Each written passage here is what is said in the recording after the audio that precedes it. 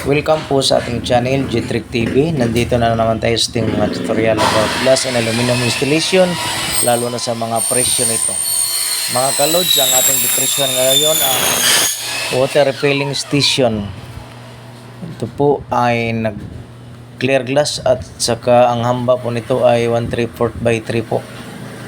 May dalawang counter po na madaanan ng galon po. Yan, makikita natin PC white yung frame natin at saka clear glass 1/4. Dalawang counter po yan mga kaludes na daanan ng container natin. Ang height po niyan ay nasa 4 feet po at ang taas niyan ay nasa 10 feet. Ang ano po, taas niya sa baba. Yan, pag sa height po ay 4 feet. Hindi po siya nakasagad sa sa ceiling. Yan po ang ating depression nito. Sa kilid po ay nasa 70 cm lang po ito. Tapos 4 feet ang height niya. Mga kalods, ang presyo niyan ay nasa 16,000 po.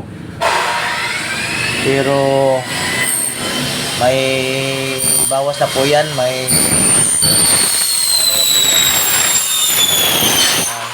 5% discount po kasi may transpo po kami kasi malayo po ito.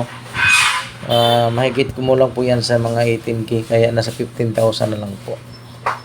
Yan po ang kabuuang presyo mga kaludes sa ating glass installation sa water refilling station po.